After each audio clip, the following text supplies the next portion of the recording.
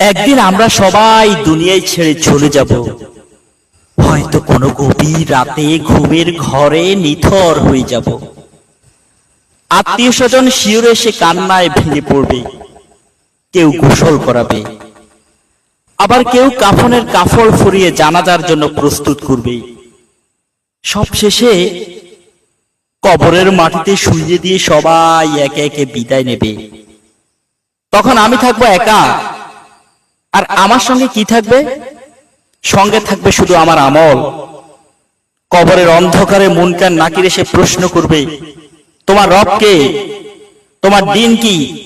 তোমার রাসূল কে ছিলেন? এ প্রশ্নের উত্তর দিতে পারবো আমরা? আমরা দুনিয়ার মোহে এতটাই বিভোর যে মৃত্যুর কথা ভুলে গেছি। অথচ জীবন ক্ষণস্থায়ী।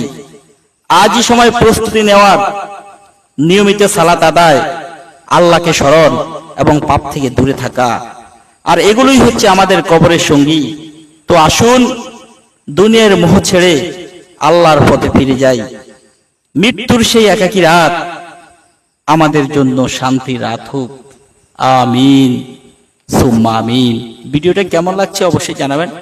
ভালো লাগলে অবশ্যই শেয়ার করে দিবেন, কমেন্ট করবেন। আপনাদের স্বতঃস্ফূর্ত ভালোবাসা কামনা করছি। আসসালামু আলাইকুম যারা শুনছেন।